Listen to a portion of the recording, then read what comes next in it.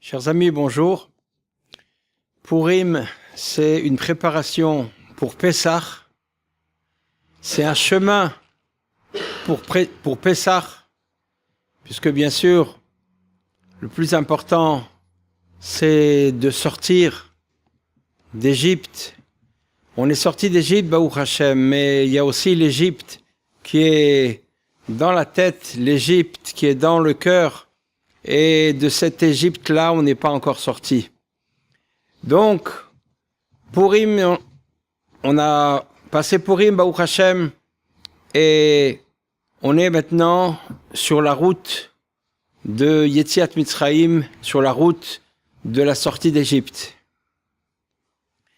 Et c'est marqué dans le livre Chesed LeAvraham, du grand-père du Chida, Zecher Tzadik Libracha, c'est marqué que 30 jours avant le soir de la Bdikat Chametz, Dieu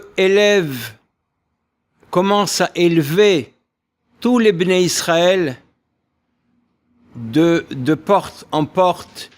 Il les élève de leur état d'impureté petit à petit, c'est-à-dire chaque jour, on va graver un échelon d'impureté et on va donc aller vers un échelon de pureté de telle façon que le soir de la Bedikat Chametz, on soit devant la porte, prêt à sortir. 30 jours avant la Bedikat Chametz, c'est bien sûr Purim. C'est pour ça que les Chazal ont dit que 30 jours avant Pessah, 30 jours avant un Chag, une fête, il faut commencer à étudier la halachot, les lois concernant la fête, et en particulier Pessah, où il y a vraiment beaucoup de lois, beaucoup de halachot, et il faut être expert, érudit dans toutes les halachot pour arriver bien sûr à être sauvé d'un milligramme de Chametz à Pessah. Donc 30 jours avant Pessah, c'est quand? C'est Purim. C'est exactement ce que Rabbeinu a dit, que Purim, c'est le début de la préparation pour arriver à être près de la porte de sortie le soir de Pessah, le soir de la sortie d'Égypte. Et qu'est-ce que c'est Pessah? Pessah, c'est bien sûr beaucoup de choses. Pessah, c'est la matzah. Pessah, c'est les 4 verres de vin. Pessah, c'est la sortie d'Égypte. Mais aujourd'hui, on va dire que Pessah, c'est le renouveau. Pessah, ça veut dire se renouveler. Pessah, ça veut dire, comme on l'a dit une fois déjà, on passe. C'est le même mot en français, passer. Dieu a passé au-dessus des maisons des Bnei Israël, il a sauté, il a passé. Donc Pessah, nous aussi on passe. On passe sur quoi? On passe sur le passé, évidemment. On va passer sur ce qui s'est passé, ça veut dire que on va oublier le passé. C'est ce qu'on a fait à Purim. On a dit que effacer le souvenir de Amalek. D'où est-ce qu'on doit effacer le souvenir de Amalek? C'est de notre pensée. Donc, Amalek, c'est les mauvais souvenirs du passé, tout ce qui nous bloque, tout ce qui nous complexe, tout ce qui nous refroidit. Et ça, maintenant, on l'a effacé, donc on va passer. On va passer sur le passé, donc on va se renouveler. Le monde entier se renouvelle à Pessah. Les arbres sont en bourgeons, ils bourgeonnent. La création, le monde entier, il a passé l'hiver. Les feuilles sont tombées. Il y a de nouvelles feuilles, de nouveaux fruits qui vont sortir sur les branches des arbres. Et les neshamot se remettent après les difficultés de l'hiver. les neshamot se remettent à bourgeonner et à briller. Et on va sortir d'Égypte. On va recevoir à nouveau la Torah. On va se préparer à nouveau pour un splendide Rosh Hashanah. Donc, Pessah, c'est le renouvellement. On doit se renouveler. Comme l'a dit Rabbi Nachman, il a dit une phrase, il a dit c'est interdit d'être vieux. Qu'est-ce que ça veut dire, quoi? On ne peut pas vieillir. Et si quelqu'un il a 60 ans, si quelqu'un il a 70 ans, qu'est-ce qu'il va faire? Non, être vieux, ça veut dire c'est dans la tête. Être vieux, ça veut dire la vie c'est une suite de jours, un qui pousse l'autre, et on a l'impression que toutes les choses reviennent sur elles-mêmes. Il n'y a pas de nouveauté, il n'y a pas d'enthousiasme, il n'y a pas, on connaît, tout est fixé, tout est déjà décidé, on peut pas changer. Ça veut dire être vieux. Rabbi Nachman, il a dit ça c'est interdit. Ça c'est interdit parce que nous on est tout le temps en renouvellement. Dieu, il n'est pas vieux. Dieu, il renouvelle le monde à chaque instant. Donc Dieu, il est toujours jeune. Et le monde se renouvelle à chaque instant. Même si on a connu un monde hier. Mais aujourd'hui, c'est un autre monde. Il y a 24 heures par jour. Chaque heure, il y a 1 minute, c'est 60 secondes. Donc il y a 3600 secondes dans une heure. Et à chaque seconde, on va dire, il y a une association du nom divin différente. Le nom divin, il se compose de 4 lettres. Ces 4 lettres, elles peuvent s'associer et se lire de plusieurs façons. Et à chaque heure, à chaque seconde, il y a une différence dans l'association des lettres, ce qui donne une autre lecture du nom divin. Donc, il y a un perpétuel, il y a un incessant changement. Tout est en changement. En vérité, le monde, il a l'air stable. Mais en vérité, il n'est pas stable du tout. Il est en perpétuel changement. Comme des fois, quand on lit un chronomètre électrique qui fait passer les secondes, et on voit que d'une seconde à l'autre, alors il y a 1, 2, 3, 4, 5, 6, 7, 8, 9, 10 qui passent très très rapidement. Et pourtant, d'une seconde à l'autre, on a l'impression qu'il n'y a pas de changement. Ah ben non, d'une seconde à l'autre, il y a les 10 chiffres qui peuvent passer. Donc le monde, tout change à chaque instant. Et tout ce qui se passe dans le monde, ça dépend de nous. Parce que si je me laisse aller, alors j'éteins le monde. Et si je me reprends, alors je donne de l'énergie, de la vivacité à tout le monde. J'appuie sur le bouton qui va mettre toute la machine en marche. Donc chaque jour, chaque seconde, il y a des nouveautés dans le monde. Il y a des choses, des aspects d'enseignement, des aspects de la Torah, des aspects de compréhension divine, des aspects de foi qui n'ont jamais été révélés et qui doivent se révéler à chaque instant dans cette nouvelle journée. Et tout ça, ça dépend de moi. Et si moi je me renouvelle pas, alors bien sûr que je pourrais pas accéder à ces nouvelles révélations qui attendent dans ce nouveau jour-là. C'est pour ça que, en vérité, un jour il n'est pas comme un autre. Même si on a été malheureux jusqu'à aujourd'hui, eh ben on peut commencer à être heureux. Même si on a été triste jusqu'à cette heure-là, eh ben on peut commencer à se réjouir. On a vu des gens qui ont gagné le loto et qui sont devenus riches en quelques secondes. Donc, les choses changent constamment. C'est pour ça que Rabbi Nachman a dit, il faut se renouveler. Et quand j'avais étudié cet enseignement de Rabbi Nachman, il y a quelques années, alors j'avais compris que la vieillesse, c'est une illusion. Qu'est-ce qui fait partie de cette illusion? Le corps vieillit. De la même façon que les forces naturelles, c'est une illusion. Qu'est-ce qui fait partie de cette illusion? C'est que si on lance quelque chose, ça finit par tomber par terre. Si on lâche un stylo, ben il tombe. Donc ça, c'est l'eau éteint le feu. Mais tout ça, c'est une illusion. C'est pas l'eau qui éteint le feu, c'est Dieu qui éteint le feu. Si Dieu veut que l'eau n'éteigne pas le feu, elle l'éteindra pas. Et donc, de la même façon, la vieillesse, le corps qui vieillit, c'est une illusion. Parce que on ne vieillit pas. Si on se renouvelle à chaque fois, alors on reste tout le temps jeune. Mais comment on fait pour se renouveler? On fait comme si on venait de naître. On oublie le passé.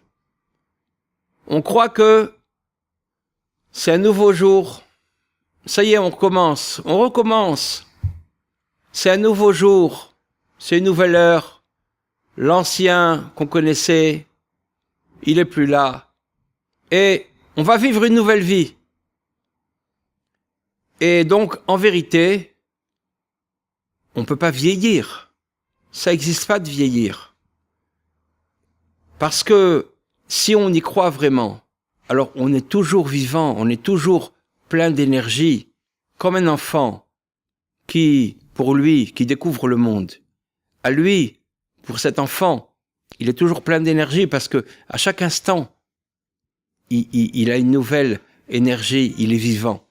C'est pareil, si on se renouvelle, si chaque fois qu'on met les tefilines, c'est des nouveaux tefilines. C'est une nouvelle tefila. On n'a jamais encore prié. On n'a encore jamais fait Shabbat. Le Shabbat que je vais faire, cette semaine, Bezrat Hashem, si Dieu veut, ça va être mon premier Shabbat. Et je pourrais dire que j'ai jamais fait un Shabbat comme ce Shabbat. Pourquoi? Parce que tous les autres Shabbatot, je vais les oublier, et ça va être mon premier Shabbat. Donc bien sûr, j'aurais jamais fait un Shabbat comme ce Shabbat. Et c'est pareil pour tout. Si on est comme ça, alors on est toujours jeune. Et donc, on comprend maintenant ce message de Pessah, ce message du renouveau, ce message de recommencer. Et c'est ce qu'on dit, c'est ce que les tzadikim, les grands tzadikim, Rabbi Nathan nous dit. Rabbi Nachman, qui a beaucoup parlé de ça, il a dit que il vivait une vie nouvelle à chaque instant.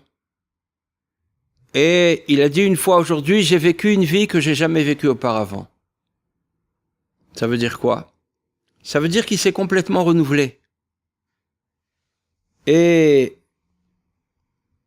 donc il faut se préparer à vivre à nouveau. Comme si on recommence à zéro. Et ça, bien sûr, ça dépend aussi, c'est lié à la Emouna. C'est lié à la foi. Parce que chaque jour, on a des épreuves. Chaque jour, on a des obstacles. Et chaque jour, on doit retenir notre souffle. On ne doit pas s'énerver. On doit attendre que tout passe. Et cette force d'attendre que tout passe, de continuer, même s'il y a un obstacle, même s'il y a un pkak, même s'il y a un bouchon, une demi-heure, une heure, ben on s'énerve pas. On ferme pas le sefer. On se lève pas du Beth Midrash. On dit pas aujourd'hui c'est trop difficile, je rentre, je me mets au lit. Non, on reste, le sefer ouvert, et on attend. On attend. Et le moment difficile passé, alors on se remet à étudier avec un nouvel entrain. Ça s'appelle un long jour. Ça s'appelle vivre une longue vie. Mais pour ça, il faut de la émouna. Pour ça, il faut croire. Il faut une émouna profonde. Et cette émouna, elle vient à Pessah. Parce que la émouna, c'est ça la sortie d'Égypte. C'est le début de tout. Comment quelqu'un va sortir de son Égypte? Il va commencer à voir scintiller en lui la émouna. Il va commencer à croire. Mais comment on va croire? Comment on fait pour croire? On croit quand on ressent une lumière de la vérité. Il y a deux choses. Il y a la émouna, c'est un sentiment dans le cœur, on va dire. Et il y a la émouna, c'est une adhésion. J'adhère. J'adhère à la Torah, j'adhère aux mitzvot, j'adhère à Dieu, même si je comprends pas. Pourquoi? Parce qu'il me semble que c'est par là que je dois aller. C'est là où je dois aller. C'est ça le bon chemin. Et qu'est-ce qui me fait croire que c'est le bon chemin? Une petite lumière de vérité qui scintille au loin. Cette lumière de vérité, elle scintille dans le cœur. Et donc, il y a une lumière de vérité qui va réveiller ma émouna, qui va me dire, écoute, ce monde il est éphémère, je te conseille de croire, d'avoir confiance dans les sages et d'avancer, les yeux fermés. Ça c'est la émouna. Qu'est-ce qui va réveiller cette émouna? Une lumière de vérité. Cette lumière de vérité, d'où elle vient? Cette lumière de vérité, elle s'appelle la lumière de la sortie d'Égypte. Quand les Bnei Israël sont sortis d'Égypte, bien sûr qu'ils ne sont pas sortis par leur propre mérite, parce qu'ils étaient enfoncés dans l'impureté, ils ne pouvaient pas sortir. Dieu, il a dit, mes enfants, si je les laisse encore quelques secondes, c'est fini. Ils ne pourront plus sortir. Alors il leur a envoyé un flash de lumière. Un flash de quoi? Un flash de vérité. Il leur a montré la vérité. Ah, ils ont vu, les yeux se sont ouverts. Ils ont dit, mais ils ont tout laissé, ils sont partis. On court si on a une lumière de la vérité. Alors on court. La vérité, ça attire. C'est ça ce qui inspire. Donc, ils sont sortis de Mitzrayim. Est-ce qu'ils avaient un mérite personnel dans ça? Non. C'est une lumière qui est venue d'en haut. Ce qu'on appelle la itaruta dilela, ça veut dire le réveil d'en haut.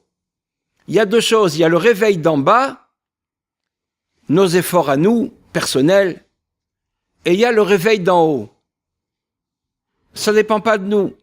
On peut rester dormir, on peut ne pas dormir, quoi qu'on fasse pas.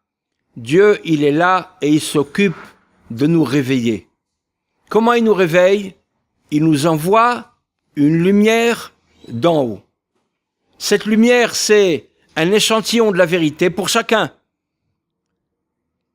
Rabbi Nachman dit que quand on est pris dans une prison, on ne trouve pas la porte de sortie. Et c'est sûr qu'il y a une porte, parce que si on est rentré, c'est qu'il y a une porte.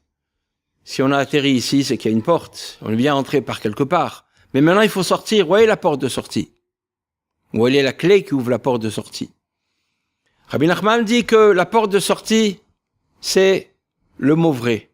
Si on arrive à dire un mot vrai, c'est-à-dire c'est la vérité encore une fois. Donc si quelqu'un voit la vérité, il sort. Pourquoi on est prisonnier chacun dans sa prison mentale? On est prisonnier dans nos sentiments enchevêtrés en nous-mêmes, dans le cœur qui se tord et se retord, parce qu'on ne voit pas la porte de sortie. Mais si on voit une lumière de vérité, alors on sort tout de suite, parce que c'est la porte de sortie. Cette lumière, c'est la lumière de Pessah. Cette lumière, elle est venue quand ils sont sortis de Mitzrayim, essentiellement. Cette lumière, elle vient à chaque génération. Elle vient à chaque année, au moment de Pessah, et elle vient chaque jour. Chaque jour, Dieu veut rapprocher à lui les béné Israël, quel que soit leur nom, quel que soit leur état, quel que soit leur effort. Lui, Dieu fait son travail. Il envoie un réveil d'en haut. C'est la lumière de vérité qui vient chaque jour. Et maintenant, nous, quand on reçoit cette lumière, quand on ressent cette lumière, à nous de bouger, à nous de pas la fermenter. C'est pour ça que le Hametz, c'est assour à Pessah. Ça veut dire que quand on reçoit cette lumière de Hémet, il faut pas commencer à dire oui, mais peut-être, peut-être pas. Non, si on voit la porte qui s'ouvre, alors il faut sortir. Ils sont sortis avec empressement. Il faut s'empresser de sortir. Sinon, si on commence à dire bon, je vais voir, je vais réfléchir, alors il se peut qu'on reste. Il se peut qu'on sorte pas, Chas Shalom. Donc cette lumière de vérité, Dieu l'envoie. Et cette lumière de vérité, elle correspond à la rosée. Chaque jour, chaque matin, après la nuit, qu'est-ce qu'il y a sur un champ? Qu'est-ce qu'il y a au rebord de la fenêtre? Il y a la rosée qui est tombée dans la nuit. Est-ce qu'on a fait quelque chose? La pluie vient par le mérite des prières, par le mérite de nos mitzvot. Mais la rosée, elle est là tout le temps. Le monde ne peut pas vivre si la rosée ne vient pas. Et elle ne dépend pas que les béné Israël fassent des mitzvot ou pas, qu'ils soient méritants ou pas, la rosée, elle tombera toujours. Et cette rosée, elle correspond à cette lumière de vérité que Dieu envoie tout le temps, tous les jours. Au matin, le matin se lève, c'est le moment d'aller prier, on reçoit un réveil d'en haut, on a reçu un brin de rosée.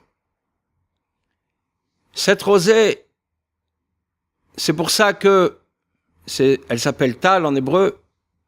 Et quand est-ce qu'on bénit la rosée? Le premier jour de Pessah. Le premier jour de Pessah, on bénit, on attire la rosée sur nous. On va dire Morid Atal, on va commencer à dire dans la prière, dans la Shemona Esrei, Morid Atal. Donc on attire la rosée. On attire, qu'est-ce qu'il y a eu le soir de Pessah? Il y a eu le Seder, il y a eu la sortie d'Égypte. Il y a eu la lumière de la vérité qui est venue, ce réveil d'en haut. C'est pour ça que maintenant, déjà dès le matin, dès qu'on peut le faire, alors on réveille cette venue de rosée. Ça veut dire on réveille cette lumière d'en haut qui descend. Et donc, on attire sur nous ce réveil. Et dans quel passage de la Shemona Esrei, de la prière, on mentionne la rosée? Dans la résurrection des morts, dans la bracha de Triyat Hametim. Parce que cette rosée, c'est une rosée de résurrection. On va revivre. Quelqu'un qui était enfoncé dans ses problèmes, dans son impureté, dans ses souffrances, Dieu lui envoie, il lui ouvre la porte de la vérité. Hop, la personne, elle reçoit une force, elle court vers la sortie. Donc, elle s'est mise à revivre. Elle a reçu une rosée de résurrection. Et donc, c'est ça qui fait partie aussi du renouveau dont on a parlé. Parce que quand on reçoit cette lumière de vérité, quand on voit cette lumière qui scintille, alors cette lumière, on peut dire même que pourquoi il y a eu l'obscurité. L'obscurité, elle était là pour une préparation. Tous les moments difficiles qu'on peut avoir, toute l'obscurité dans laquelle on peut être, c'est une préparation à la lumière. Parce que quand on va voir la lumière, alors on va courir. Pourquoi? Parce qu'on était depuis longtemps dans l'obscurité. On attendait cette lumière. On cherchait cette lumière. Dès qu'on va voir la lumière scintiller, on va courir et on va sortir. Et donc, automatiquement, on va oublier l'obscurité parce que on veut sortir, on veut oublier cette obscurité, on veut se renouveler. Et donc, c'est ça le renouveau. C'est ça le renouveau, c'est pour ça que cette lumière de Pessah qui vient d'en haut, c'est aussi une lumière de renouveau. Parce qu'elle nous fait sortir de l'obscurité. Donc parce qu'on veut se renouveler, on veut oublier tout ce passé, on veut oublier tous les problèmes qu'on a eus. Et ça, bien sûr, comme on l'a dit, ça dépend de la Emouna. Et cette Emouna, donc, on la reçoit le premier soir de Pessah par un flash de vérité qui vient sur nous. C'est magnifique. Mais dès le lendemain matin, cette lumière commence à s'estomper. Et on commence à revenir à nous-mêmes. Parce que Dieu il nous a fait sortir, il nous a envoyé une lumière, mais maintenant il veut que nous, on sorte par nous-mêmes. Parce qu'on est là pour faire quelque chose. Si Dieu fait tout pour nous, alors c'est comme les anges. Mais les anges, ça s'appelle qu'ils mangent le pain de la honte. Parce qu'ils mangent, ils reçoivent une lumière, mais ils n'ont aucun mérite. Ils n'ont pas le choix. Ils n'ont pas de mérite. Donc c'est vrai qu'ils mangent, mais ils mangent le pain de la honte. Ils ont honte. Nous, on n'est pas comme ça. Nous, Baruch Hashem, on est des Béné Israël.